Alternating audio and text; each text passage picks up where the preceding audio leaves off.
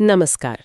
आज हम एक दिलचस्प किताब पर गहराई से बात करने वाले हैं, रॉबर्ट कियोसाकी की कैश फ्लो क्वाड्रेंट। जी हाँ, ये उनकी मशहूर किताब रिच डैड पुअर डैड का सीक्वल है। बिल्कुल। और हमारा मकसद है उन 4 तरीकों को समझना जिनसे लोग पैसा कमाते हैं, जैसा इस किताब में बताया गया है, और ये भी देखना कि क्या इससे वित्तीय स्वतंत्रता मतलब फाइनेंशियल फ्रीडम का रास्ता सच में मिलता है। हाँ, ये किताब इसी पर फोकस करती है। तो किताब का जो कोर है वो है ये कैश फ्लो क्वाड्रेंट। इसे ऐसे समझें, एक चौकोर जिसके 4 हिस्से हैं। जी, ESBI। हाँ, ऊपर बाईं तरफ E, नीचे S, फिर दाईं तरफ ऊपर B और नीचे I। EBSI, इस तरह से। एकदम सही।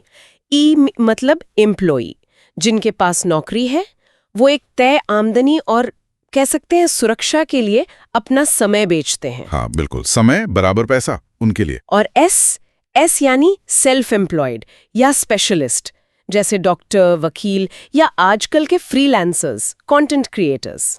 जी, ये अपना काम खुद करते हैं। पैसा आता है पर ये खुद ही पूरा सिस्टम होते हैं। मतलब अगर ये काम पर नहीं तो पैसा भी नहीं। कियोसाकी इसमें एक दिलचस्प बात कहते हैं ना, कि S वाले असल में सिर्फ एक नौकरी के मालिक होते हैं, अपनी ही नौकरी के। बिल्कुल सही कहा। वो खुद के बॉस तो हैं पर सिस्टम के मालिक नहीं। यही फर्क आता है B क्वाड्रेंट में। B यानी बिजनेस ओनर। अच्छा। ये वो लोग हैं जो एक सिस्टम के मालिक हैं, एक ऐसा सिस्टम जो उनके वहां ना होने पर भी चलता है और पैसा कमाता है। जैसे कोई बड़ी कंपनी या कोई फ्रेंचाइजी चेन। हाँ वही। और फिर आखिर में है I, मतलब इन्वेस्टर, निवेशक। हाँ निवेशक। यहाँ पैसा उनके लिए काम करता है। वो पैसे से पैसा बनाते हैं, स्टॉक्स, बॉन्ड्स, रियल एस्टेट, इस तरह के निवेश से।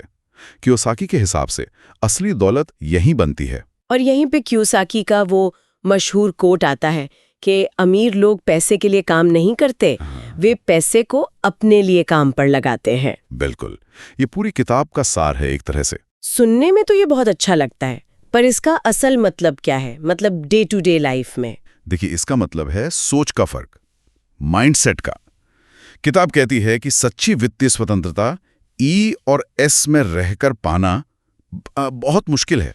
क्योंकि वहां आपकी कमाई सीधे आपके समय से जुड़ी है। हाँ, आप काम करेंगे तो पैसा आएगा, नहीं करेंगे तो नहीं आएगा। एक्टिव इनकम है वो। कियोसाकी कहते हैं कि अमीर सोच वाले लोग धीरे धीरे E और S से निकलकर B या I की तरफ जाते हैं। मतलब वो अपनी आमदनी का सोर्स बदलते हैं, एक्टिव से पैसिव की तरफ। एग्जैक्टली। पैसिव इनकम, जहां आपका बनाया हुआ सिस्टम या आपका लगाया हुआ पैसा आपके लिए कमा रहा हो, बिना आपके लगातार वक्त दिए। ये क्वाड्रेंट वाला आइडिया सोचने पर मजबूर तो करता है। ये बहुत साफ तरीके से दिखाता है कि कोई कहाँ खड़ा है। हाँ, ये इसकी सबसे बड़ी खूबी है। एक बहुत पावरफुल मेंटल मॉडल है ये।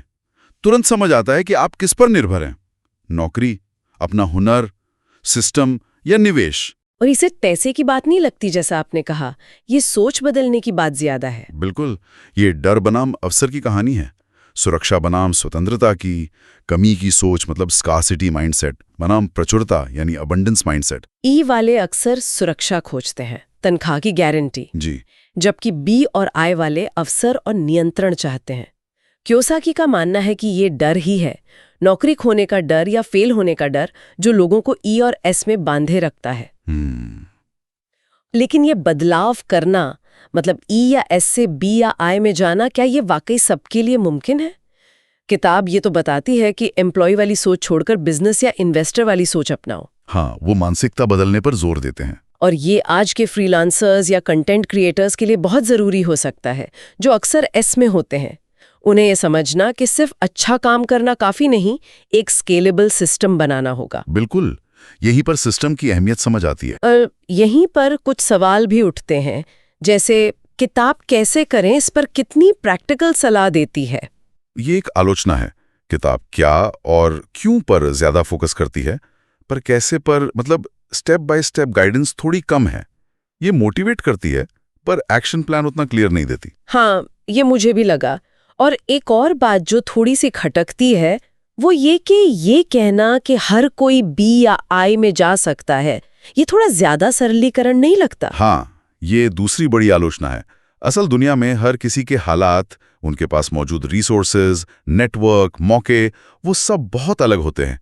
इसे ओवर सिंप्लीफिकेशन कहा जा सकता है। और एक चीज, किताब रियल एस्टेट निवेश पर काफी जोर देती है बार बार। जी हाँ, ऐसा लगता है जैसे वही सबसे अच्छा या शायद इकलौता रास्ता हो अमीर बनने का, जबकि निवेश के और भी कई तरीके हैं और रियल एस्टेट सबके लिए सही हो ये जरूरी नहीं। सही कहा। तो इन आलोचनाओं के बावजूद क्या आपको लगता है ये किताब आज के दौर में भी उतनी ही रेलेवेंट है? दुनिया तो काफी बदल गई है, गिग इकोनॉमी है, रिमोट वर्क है। मेरे ख्याल से तो ये आज शायद पहले से भी ज्यादा रेलेवेंट है। वो जो कर्मचारी बनाम उद्यमी वाली सोच का फर्क है, वो आज और भी साफ दिखता है। कैसे? देखिए, गिग इकोनॉमी ने एस क्वाड्रेंट को बहुत फैला दिया है। बहुत लोग अब सेल्फ एम्प्लॉयड हैं, लेकिन इसने ये भी दिखाया है कि सिर्फ एस में रहना काफी नहीं, वहां से बी या आई में जाने की जरूरत महसूस होती है। क्योंकि उसमें भी इनकम की सिक्योरिटी पूरी नहीं होती। हाँ, और ग्रोथ लिमिटेड हो सकती है। लोग अब सिर्फ नौकरी की सुरक्षा नहीं, बल्कि फ्लेक्सिबिलिटी और आर्थिक आजादी चाहते हैं। ये आजकल के फायर मूवमेंट से भी जुड़ता है, फाइनेंशियल इंडिपेंडेंस, रिटायर अर्ली। अच्छा, हाँ, फायर मूवमेंट, जल्दी रिटायर होकर अपनी मर्जी की जिंदगी जीना। और उसके लिए पैसिव इनकम यानी बी या आई क्वाड्रेंट वाली इनकम बहुत जरूरी है। किताब की कुछ लाइनें तो दिमाग में बैठ जाती हैं, जैसे वो कहती है, ये जरूरी नहीं कि आप कितना पैसा कमाते हैं, ये जरूरी है कि आप कितना पैसा रखते हैं। बिल्कुल, ये सीधे सीधे सेविंग और इन्वेस्टमेंट की बात है। Keep more of what you earn. और वो दूसरी लाइन, ई और एस क्वाड्रेंट के लोग पैसे के लिए काम करते हैं, बी और आई क्वाड्रेंट के लोगों के लिए पैसा काम करता है। ये तो जैसे निचोड़ है पूरी फिलॉसफी का, पैसिव इनकम का फंडा। तो संक्षेप में कहें तो ये किताब एक आईने की तरह है। आईना। हाँ, ये दिखाती है कि आप आज कहाँ खड़े हैं, आपकी सोच कैसी है और आप कहाँ जा सकते हैं।